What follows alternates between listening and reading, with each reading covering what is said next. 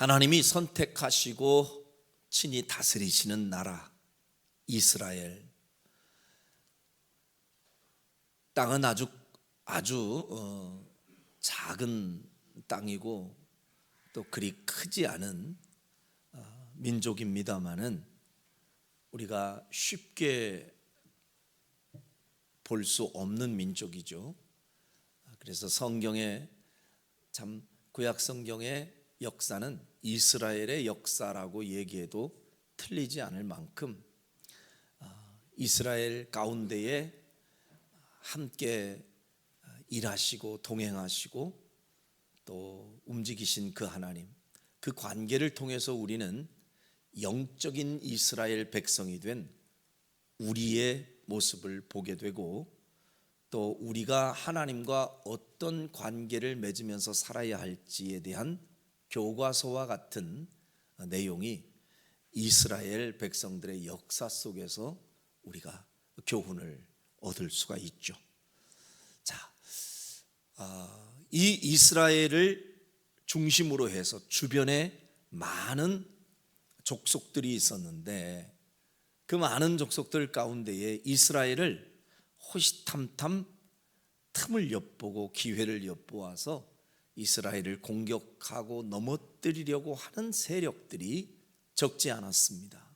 마찬가지로 지금도 하나님의 백성들, 영적인 이스라엘 백성들인 우리들을 우리 주변에서 원수 마귀가 끊임없이 우는 사자와 같이 삼킬 자를 찾기 위해서 틈을 엿보고 기회를 엿본다는 것을 우리가 영적으로 그렇게 교훈을 얻을 수가 있죠.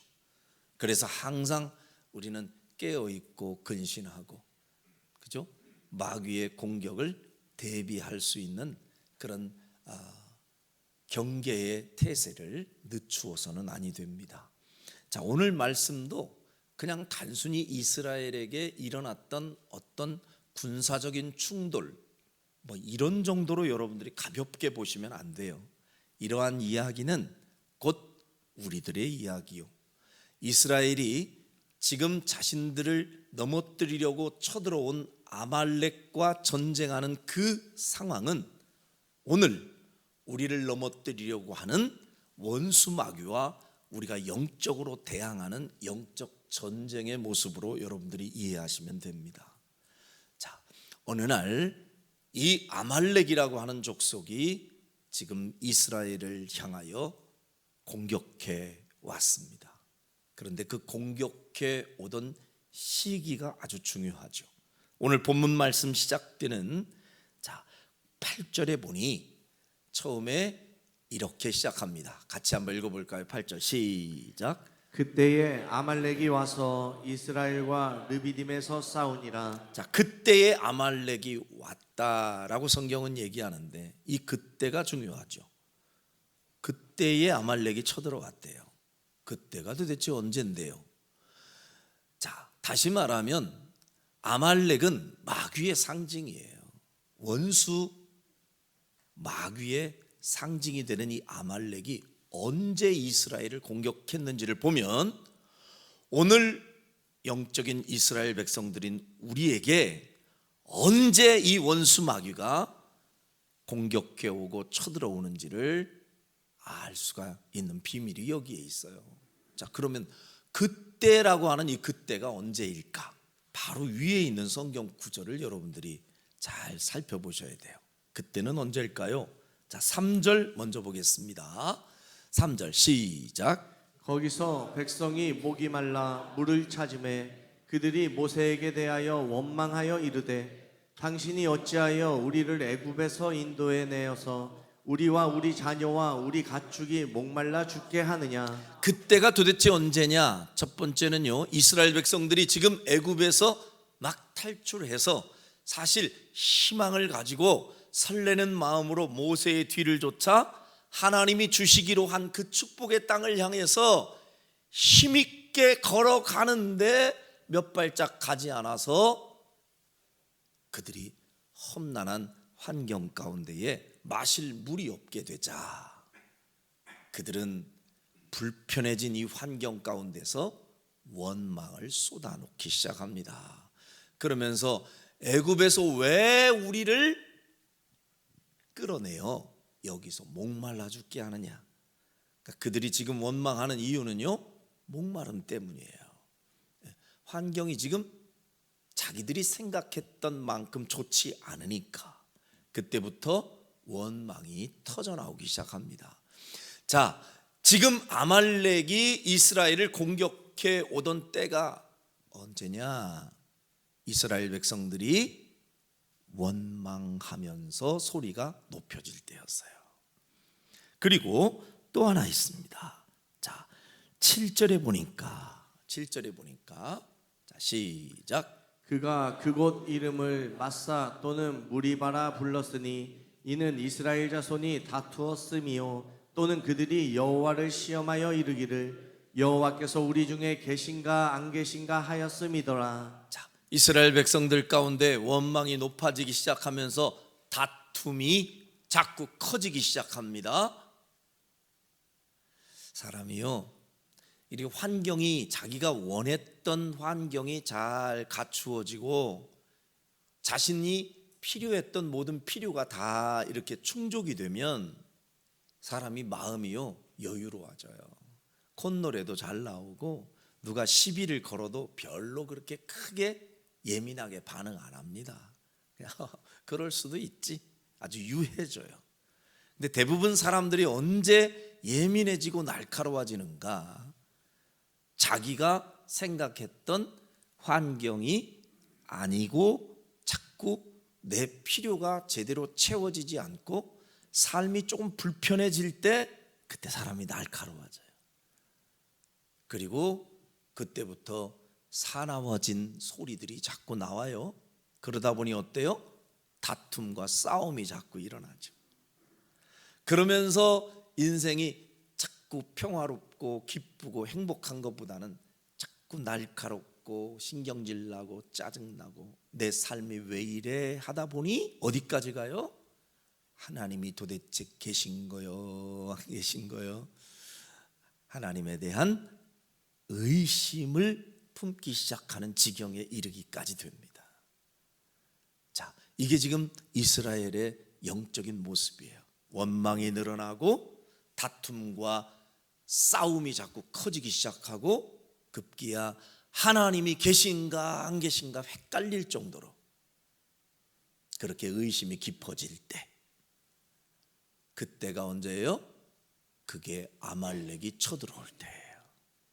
이런 배경 속에서 오늘 본문이 시작되는 겁니다. 8절, 그때에 아말렉이 와서.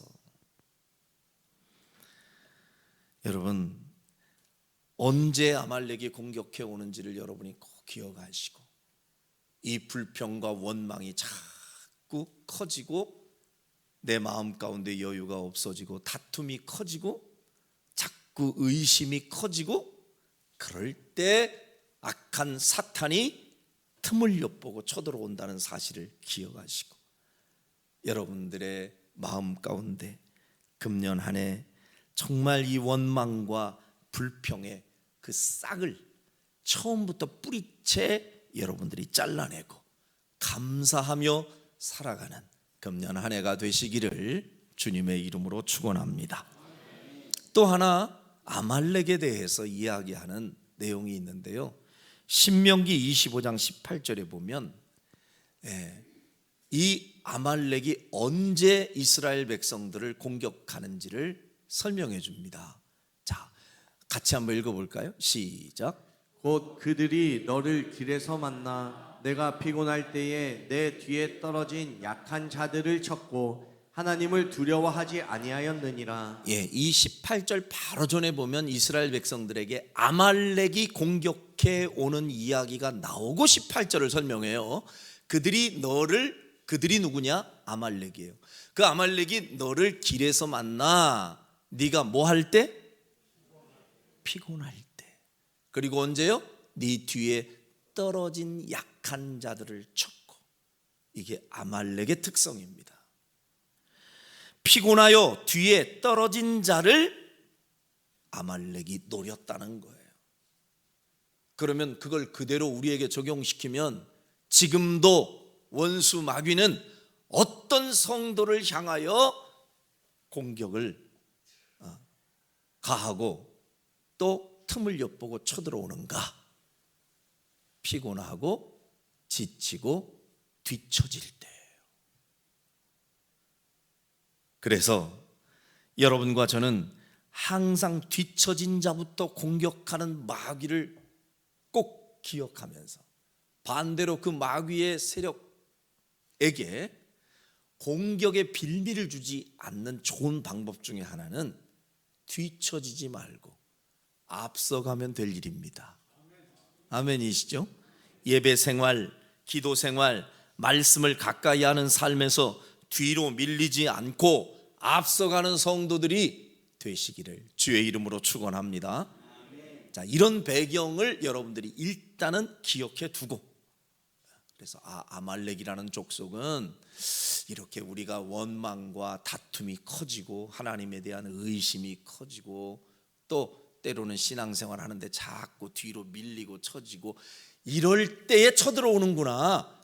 이것을 여러분들이 꼭 기억하고 대비해야 되겠고요. 또 하나는 오늘 그 아말렉이 어쨌든 이 이스라엘 백성들을 향하여서 쳐들어왔을 때 그때는 싸워야 될 거 아니에요. 싸워서 대항하여 어쨌든 속수무책으로 당하면 안 되고 그 아말렉과의 싸움에서 반드시 승리하고 이겨야 될 것인데, 오늘 본문에 보니 이 아말렉을 대항하여 승리하는 이스라엘 백성들에게는 세 가지의 손이 작동을 하고 작용을 했을 때 그들이 승리를 쟁취했습니다. 저는 그 본문의 내용을 근거로 해가지고 어떻게 이스라엘 백성들이 아말렉과의 전쟁에서 승리를 가져왔는가, 승리를 쟁취했는가. 자, 그 승리를 일구기까지 배후에 있었던 세 영역의 손이 있었는데 그 세 영역의 손을 여러분들에게 소개해 드리겠습니다. 자, 이 전쟁에서의 승리는 한 사람의 어떤 탁월한 능력 때문에 전쟁에서의 승리가 이루어진 게 아닙니다. 말씀드렸듯 서로 다른 세 영역의 손이 함께 움직일 때 승리를 그들이 체험했는데요. 그 첫 번째 손이 누구의 손이었고 어떤 손이었는가? 그 첫 번째 손은 여호수아의 손이었습니다. 따라합시다. 여호수아의 손. 자, 오늘 여러분들이 꼭 기억할 것은 세 영역의 손이 있는데 그 첫 번째 손이 여호수아의 손인데요. 그 여호수아는 어떤 손으로 지금 전쟁에 임했는가? 자, 한번 봅시다. 오늘 본문 말씀에 자, 9절에 모세가 여호수아에게 명령하는 장면이 나와요. 자, 먼저 9절을 읽고 10절을 또 보겠습니다. 시작. 모세가 여호수아에게 이르되 우리를 위하여 사람들을 택하여 나가서 아말렉과 싸우라. 내일 내가 하나님의 지팡이를 손에 잡고 산 꼭대기에 서리라. 여호수아가 모세의 말대로 행하여 아말렉과 싸우고 모세와 아론과 훌은 산 꼭대기에 올라가서, 모세가 여호수아에게 명을 하죠.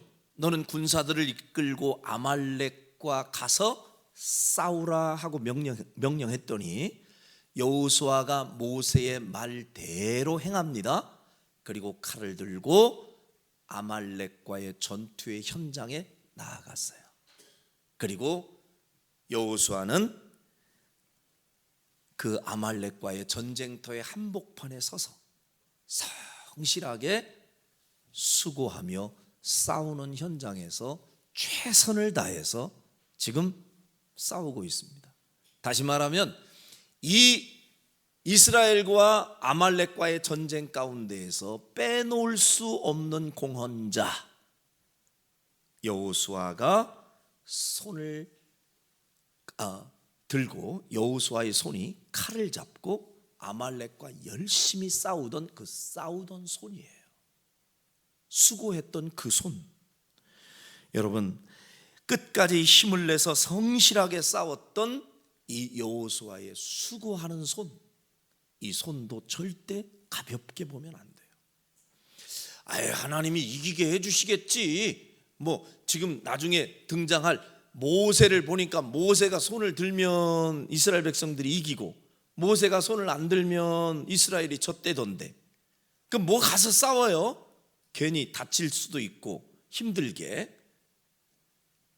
그냥 모세 하나만 있으면 될 것 같이 우리는 생각하잖아요. 아니에요. 우리 질서의 하나님은 언제 승리를 우리에게 안겨주시는가?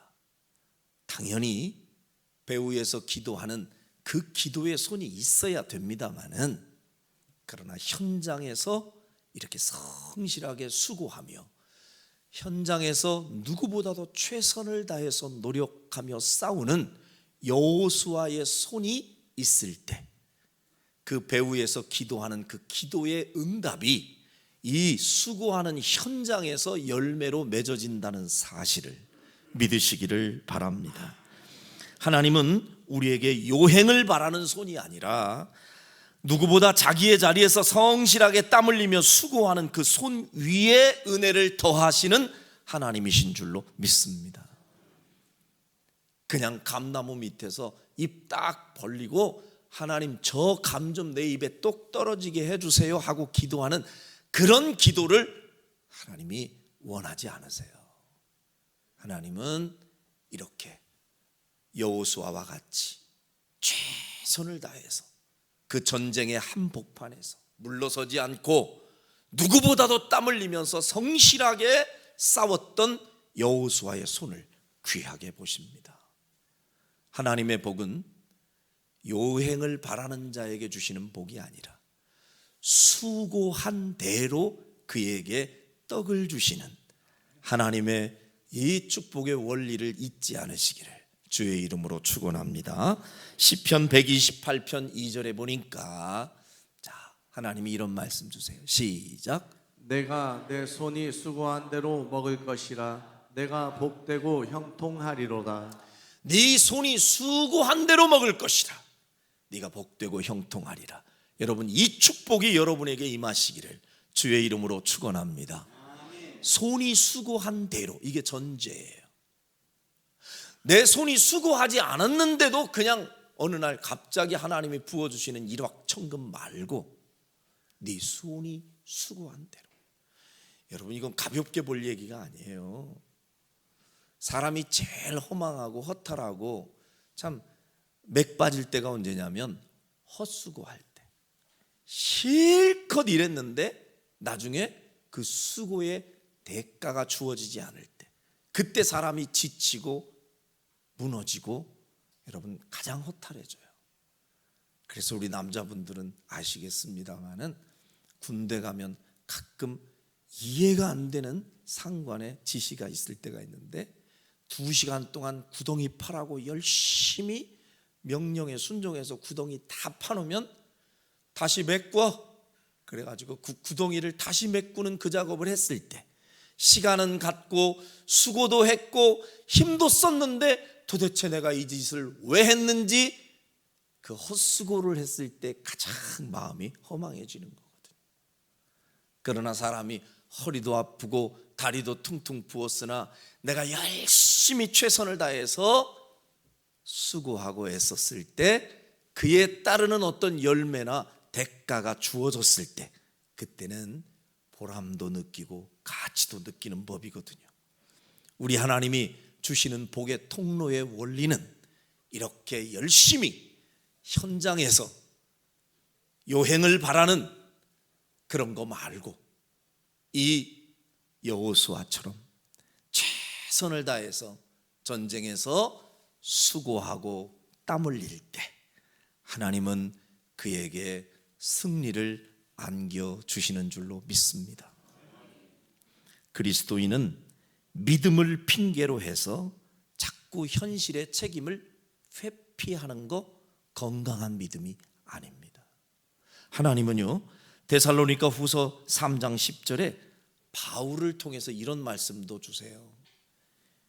일하지 아니하는 자는 어떻게 해요? 먹지도 말게 하라. 굉장히 세게 얘기하시죠. 일하기 싫어하거든 아예 먹지도 말게 하라. 이 얘기는 일할 수 없는데도 못하는 사람을 지금 책망한다는 얘기가 아니라 일할 수 있는데도 일하기를 거부하는 태도를 경계하는 말씀이에요. 믿음을 핑계로 해서 마땅히 책임져야 할 삶이 있는데도 입만 벌리고 그야말로 하나님이 딱딱 떨어질 감을 내 입에다 쏙쏙 넣어주기를 원하는 한탕주의, 요행을 바라는 그 한방, 일확천금, 그건 건강한 믿음이 아니에요.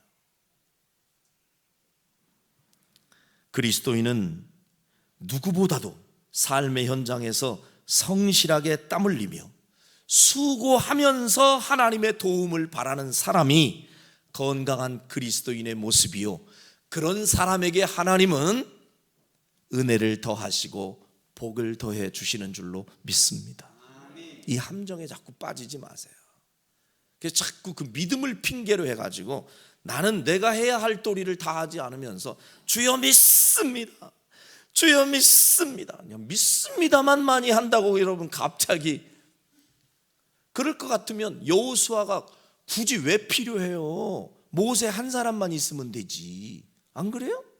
뭐로 싸워요 거기서 위험부담 있게. 모세가 그냥 손만 들고 기도만 하면 다 이기게 하실 것 같으면. 하나님이 바라시는 축복의 원리가 아니에요. 우리가 깜빡하면 요거 속는 거예요.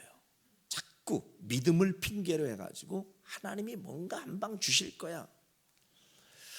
근데요, 이게 참 누구라도 다 그 함정에 쉽게 이렇게 빠지기 쉬운데, 우리 아버님하고 왜 가끔 간다고 하는 그 식당 가운데 왜 만나감자탕 말씀드렸잖아요. 계룡시에 있는 만나감자탕. 우리 아버님이 가끔 거기를 가자고 그러시는데, 진짜 맛있어서 가자 그러시는 건지, 아니면 거기 가면 끝나고서 먹고 날 때 이게 로또 복권 주는 그 재미에 거기를 가시자는 건지, 제가 어떤 때는 헷갈릴 때도 있어요. 근데 이제 장로님의 그 신분으로 어디 가서 돈 주고 로또 복권 사기는 가오가 떨어지고, 근데 밥 먹고 나서 리뷰를 달면 거기서 보너스로 주는 거니까 그건 뭔가 좀 명분이 있잖아요. 그래서 가끔 가자 그러시는데, 이제 제가 이렇게 설교를 하잖아요. 여러분, 요행을 바라지 마시고, 갑자기 하나님이 그냥 입 딱 벌리고 있으면 감 뚝뚝 떨어뜨려 주시는 그런 무모한 하나님이 아니시니, 우리 열심히 수고하고 땀 흘려서 수고한 대로 떡을 주시는 하나님의 축복을 경험합시다. 아멘. 하나도 안 하시네. 다 그냥 한 방이에요. 그런 수고한 대로 떡을 주시는 하나님을 기대합시다. 제가 분명히 이렇게 설교했잖아요. 아니, 내가 이렇게 설교했으면 저도 그렇게 살아야 되잖아요. 그런데 거기 가잖아요. 그럼 로또 복권을 딱 주면 우리 아버지가 굳이 꼭 저한테 그걸 주시면서 확인은 네가 해라 그거예요. 당신이 확인하기 복잡하니까. 알았어요. 제가 확인해서 아버지 만일에 되면 여기서 등분을 나누는 겁니다 하고 이제 우스갯소리를 하고 와요. 근데 제가 실컷 그렇게 설교했잖아요. 그거 막 바라지도 않고 되지도 않아. 그거 막 배락 맞는 그 무슨 확률보다 더 큰 확률이래요 그게. 그러니까 기대도 안 하는 게 맞아요. 근데 이 사람 심리가 말이에요, 그 로또 복권 당첨을 발표하는 날 여기다 넣어놨잖아요. 그래도 혹시 모르잖아 또. 그래가지고는 지난주에 또 그걸 두 번째 또 받았어요 그거를. 그런데 아차, 내가 그거 확인을 안 했네 하고서 확인을 하려고 그 찰나에 그 번호를 그걸 이제 맞춰보려고 검색을 하는데요, 그 짧은 순간에 혹시라도 됐을지 모른다, 만일에 되면, 와, 이런 희망 회로가 막 여기 머릿속에서 막 이렇게 돌기 시작하는데, 야, 목사도 참 그 로또 앞에서요 그러고 있더라니까요. 내가 얼마나 한 개도 안 맞아. 한 개도. 나는 6개인가 5개 숫자 중에 한 개도 안 맞아. 안 맞는 게 당연하지. 그런데도 사람 심리라는 게, 그걸 가지고 있으면 혹시라도 여기에서 한 방 터지기만 해봐라, 이런 요행 심리가 목사인 저한테도 있다니까요. 그러나 여러분, 그거는 온당한 복의 원리가 아니에요. 여러분, 여호수아의 손을 절대 무시하지 마시고, 여호수아와 같이 성실하게 전쟁의 현장에서 누구보다도 수고하며 땀 흘리며, 그리스도인들이라면 세상의 그 어느 누구보다도 더 성실하게, 더 최선을 다해서 일하는 여러분과 제가 되어야 할 줄로 믿습니다. 그 손을 오늘 성경은 우리에게 소개해 주고 있고요. 두 번째 손, 이미 제가 언급했습니다. 모세의 손이에요. 따라합시다. 모세의 손. 그럼 이 모세의 손은 어떻게 우리에게 지금 하나님께서 소개해 주고 계시는가? 자, 보세요. 10절 11절인데요 10절 말씀 먼저 읽고 11절 시작. 여호수아가 모세의 말대로 행하여 아말렉과 싸우고, 모세와 아론과 훌은 산 꼭대기에 올라가서 모세가 손을 들면 이스라엘이 이기고 손을 내리면 아말렉이 이기더니, 이 아말렉과의 싸움에서 분명히 승리의 요소가 되는 또 하나의 손, 모세의 손, 이 손을 빼놓으면 안 돼요. 모세가 도대체 산 꼭대기 위에 올라가서 뭐 했느냐?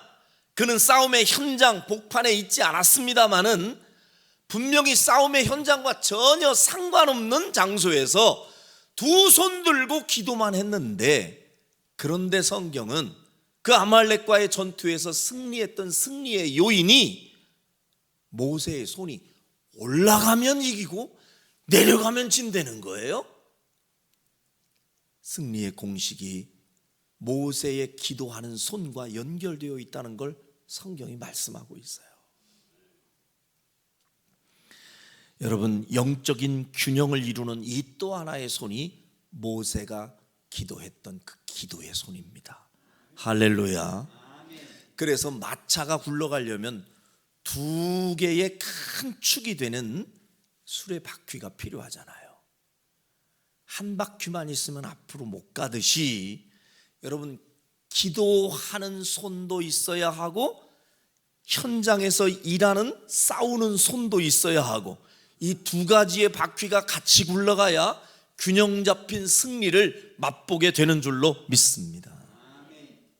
아무리 여호수아가 부지런히 땀 흘리며 싸운다 할지라도 문제는 모세가 배후 위에서 기도하는 이 기도의 손이 없었다면 이 승리는 이스라엘에게 오지 않아요. 잘 보세요, 여러분. 제가 첫 번째 강조했던 현장에 나가서 누구보다도 열심히 성실하게 수고하고 땀 흘리는 손이 필요하다고 얘기했으나 그 손만 있어가지고는 안 돼요. 만일에 그 손만 필요하다면 예수 믿을 필요 없어요. 신앙생활 할 이유 없어요. 하나님께 기도 뭘 필요해요? 그냥 열심히 노력만 하면 되는 걸. 안 그래요? 열심히 노력만 하면 되지 뭐. 그래서 이미 돌아가셨지만 송대관 씨가 불렀던 안 되는 일 없단다, 노력하면은 쨍 하고 볕들날 돌아온단다. 여러분, 이걸 신앙으로 믿고 사는 사람들 많아요. 지금 안 되는 일이 없다는 거예요. 노력만 하면. 정말 그래요? 아니, 내가 노력만 하고 여호수아처럼 열심히 칼 들고 현장에 나가서 열심히 땀 흘리며 수고만 하면 무조건 승리하느냐고요.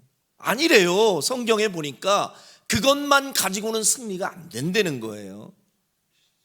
배후에서 기도하는 기도의 손이 받침이 되고, 배후에서 기도하는 이 기도의 손이 올라가 있을 때 비로소 수고하는 그 수고가 헛수고가 되지 아니하고, 여호수아가 싸우는 그 싸움이 헛된 싸움이 되지 아니하고 이기게 되는 싸움이 되는 것, 그것은 배후에 있는 기도의 손이 있기 때문임을 믿으시길 바랍니다.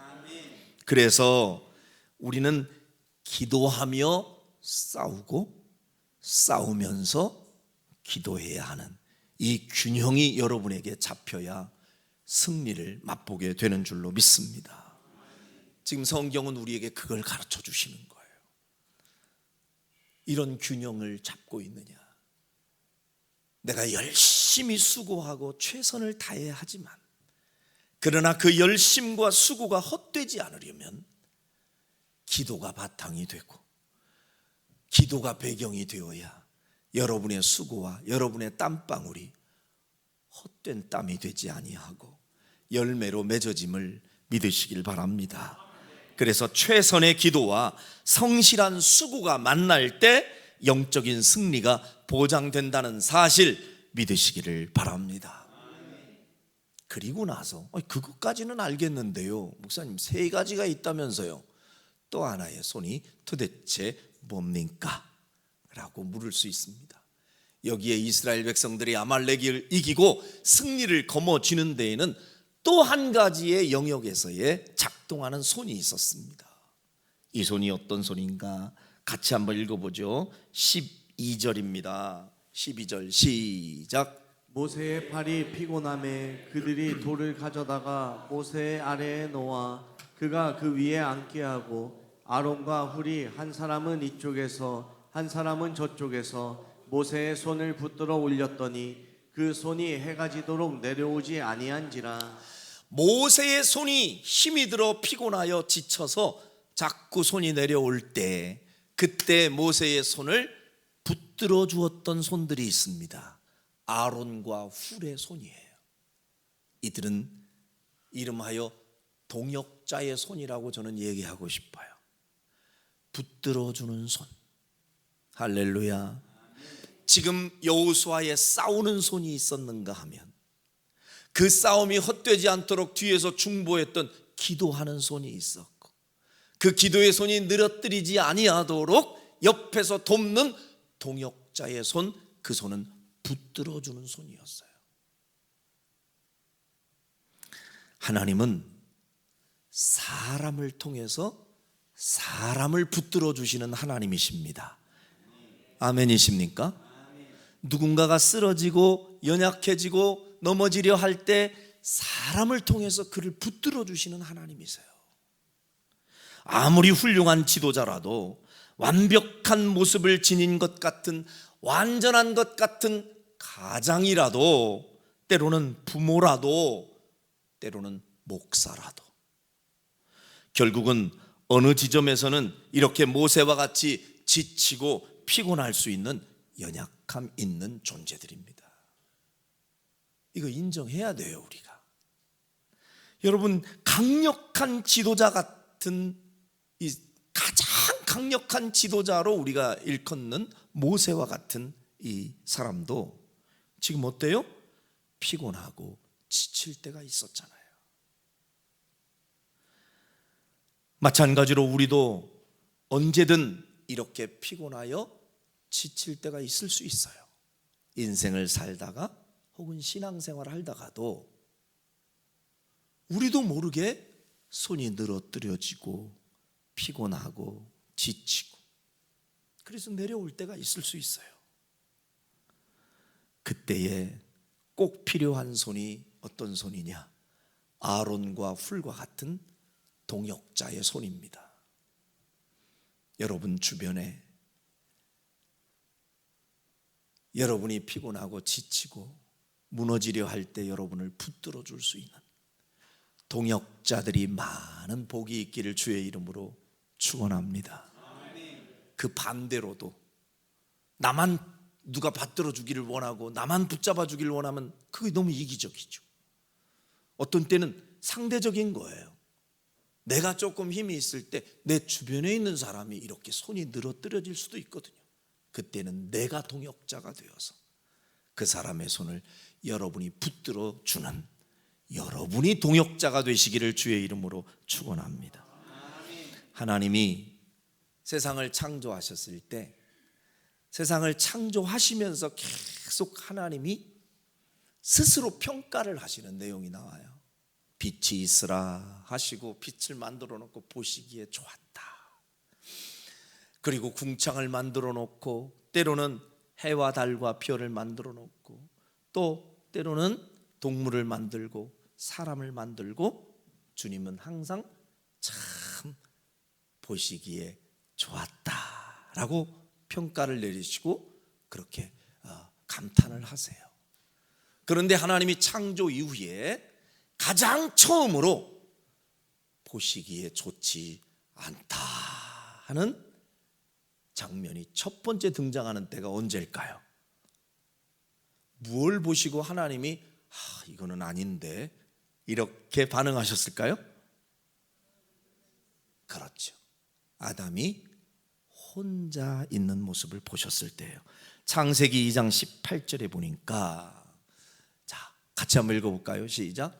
여호와 하나님이 이르시되 사람이 혼자 사는 것이 좋지 아니하니 내가 그를 위하여 돕는 배필을 지으리라 하시니라. 뭐 짝을 만들어주는 여자를 만들었다는 의미를 떠나서 사람이 혼자 있는 것을 좋지 않게 보셨다. 이렇게도 우리가 이해할 수 있지 않겠어요? 그래서 그를 돕는 사람을 또 만들어 주신 거예요. 하나님의 창조의 원리 가운데 하나님이 우리를 애초부터 만드실 때 사람은 혼자 사는 존재가 아니라 이렇게 서로 돕는 사람, 돕는 관계 속에서 서로 더불어 살 수 있도록 하나님이 우리를 창조해 주신 줄로 믿습니다. 주님의 사역도 마찬가지인 거예요. 그런 의미에서 아무리 뛰어난 사람도 혼자서 그 사역을 감당할 수 있는 게 아닙니다. 주님의 사역은 누가 뭐라고 해도 결코 혼자 감당하는 게 아니라 이렇게 서로 도우면서 붙들어주면서 서로 동역하면서 함께 만들어가는 사역이 되어야 할 줄로 믿습니다. 출애굽기 18장에 보면 모세가 어느 날 한계에 부딪혀요. 주의 일을 하다가 너무 힘들어해요. 자, 조금 전에 보았던 16절 먼저 보여줄래요? 16절, 17절 바로 전에 17절부터 읽고 자 시작. 모세의 장인이 그에게 이르되 내가 하는 것이 옳지 못하도다. 18절 시작. 너와 또 너와 함께한 이 백성이 필경 기력이 쇠하리니 이 일이 내게 너무 중함이라 내가 혼자 할 수 없으리라. 자, 이게 무슨 말씀이냐? 모세가요 애굽에서 탈출한 이스라엘 백성들을 이끌고 지금 지도력을 발휘하고 있는데 지금 따라가는 사람들이 적어도 200만 명이 넘습니다. 적지 않은 인원이죠. 근데 처음에는 다 모세를 이제 필두로 해서 전부 다 잘 따라가고 있는데 많은 사람들이 함께 엉켜 있으니 여기에서 어찌 다툼이 안 생기겠냐고요. 갈등도 생기고 다툼이 생기고 그러다 보면 우리가 왜 중재 역할을 하는 사람들이 필요하잖아요. 그리고 이거는 아무개 씨가 잘못했네. 이것은 아무개 씨가 좀 참아야겠네. 이렇게 누가 뭔가 좀 교통 정리를 누가 해줘야 되잖아요. 공동체가 함께 있다 보면. 그러니까 모세도 마찬가지였어요. 그래서 어느 날 와가지고 자기들끼리 싸우다가 안 되겠다 싶으면은 제일 어른인 모세에게 달려와서 묻는 거예요. 좀 모세요, 이거 어떻게 하면 좋겠습니까? 이 사람이 말입니다. 이거 분명히 제 건데요. 이걸 가지고 이렇게 서로 시비가 걸리고 갈등이 생기면 이런 일로 송사를 하면 이 모세가 어느 날 한두 개씩 이렇게 해결을 해줬어요.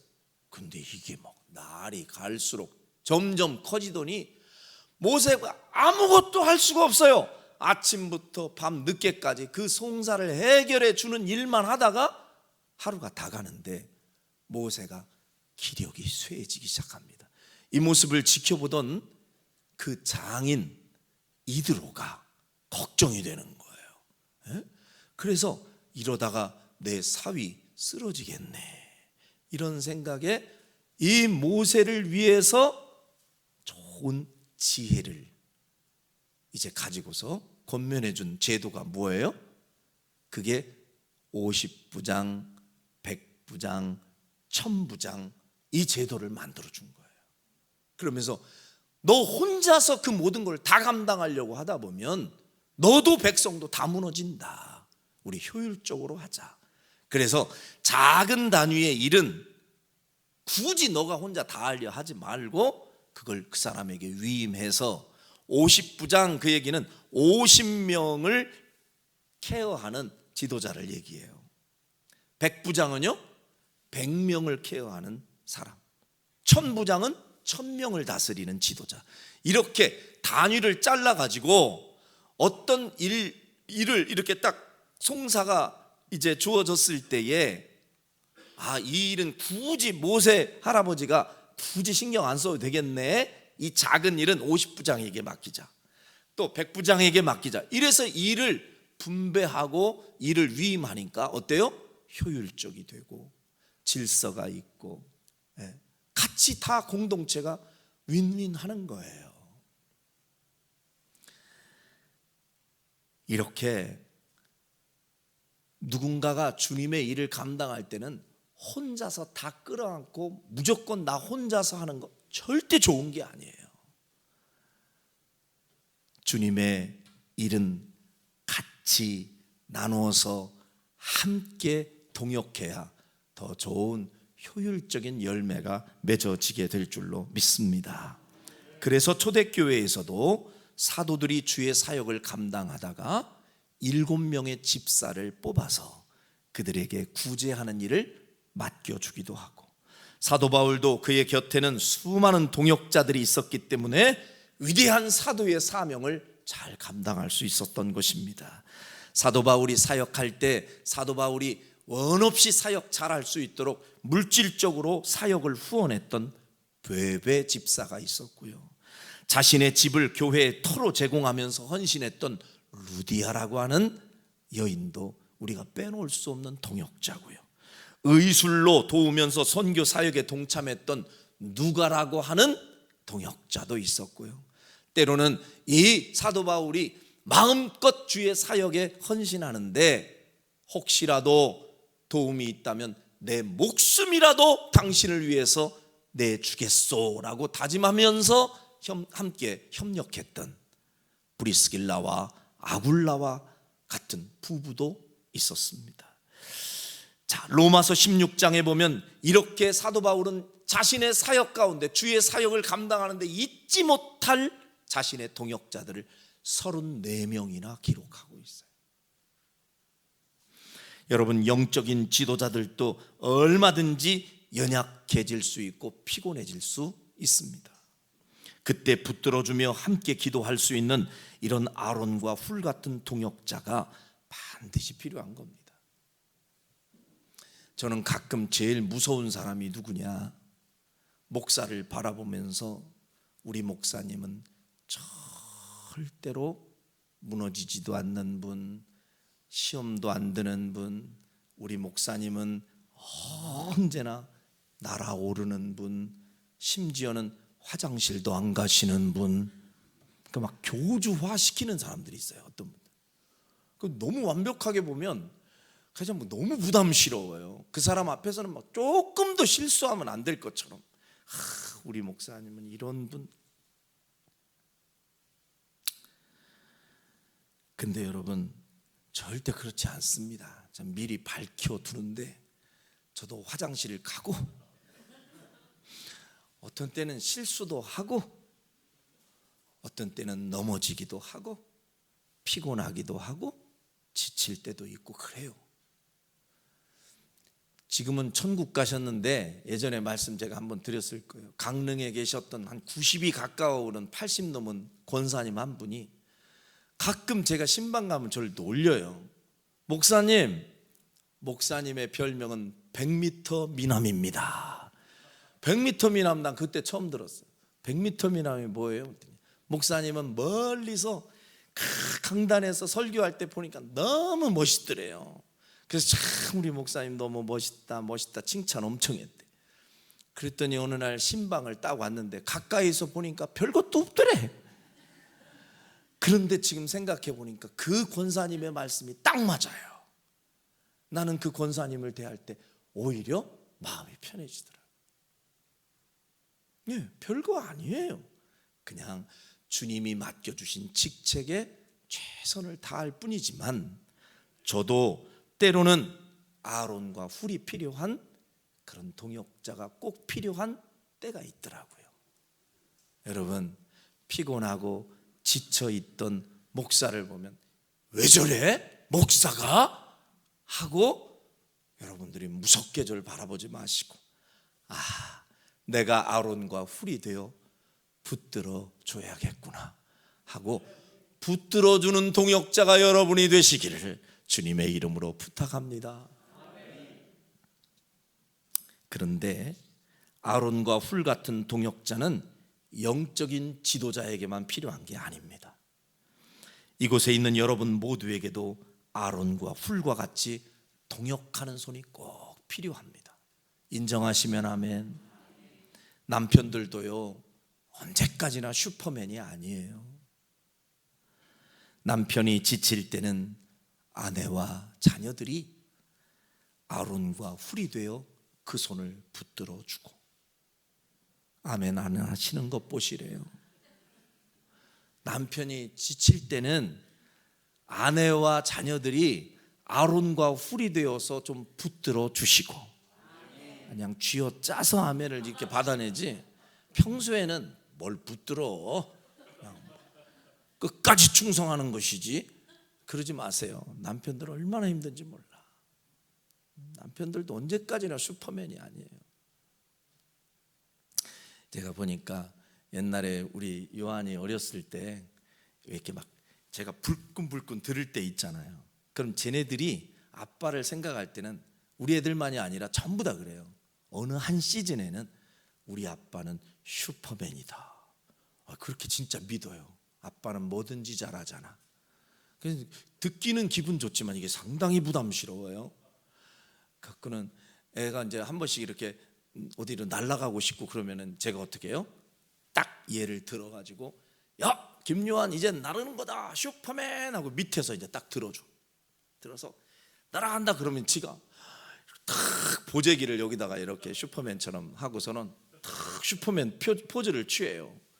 그런데 어느 날 요한이를 내가 이렇게 딱 들면서, 야 요한아 이제 날아가는 거다 슈퍼맨 그랬더니 뭐라는지 아세요? 그 완전히 애기 때요. 이제 하율이 정도 됐나? 그랬더니 탁 아빠가 좀 미안하긴 미안한가 봐요. 그러더니 아빠 힘들잖아 그러면서도 슈퍼맨을 걱정은 하면서도 아빠가 들으라는 거지. 아빠 힘들잖아 하면서 슈퍼맨. 그러던 아이가 어느 순간부터 세월이 흘러가다 보니 이제는 점점 아빠는 힘이 약해져 가고 자신은 힘이 세져 가고, 그러다 보니 이제서야 아빠는 슈퍼맨이 아니다 이거 알더라고요. 이제는 지금은 오히려 아빠가 피곤하고 지칠 때 그 손을 잡아주는 동역자가 되더라고요. 여러분, 내 집안의 가장이 힘이 약해질 때는 그 손을 잡아주는 동역자 여러분이 되어 주셔야 될 줄로 믿습니다. 아내가 피곤하고 지쳐 손이 내려갈 땐 남편과 자녀들이 또 그 손을 잡아주고, 때로는요 자녀들도 피곤하고 지칠 때가 있어요.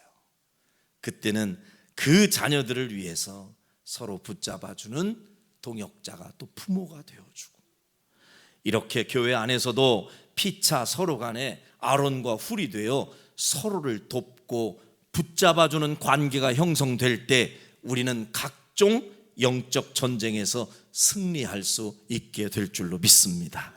자, 옆 사람과 한 번만 이제 아론과 훌이 된 마음으로 같이 또 인사 한번 나누겠습니다. 옆 사람 보시고, 나의 아론과 훌이 되어 주시겠습니까?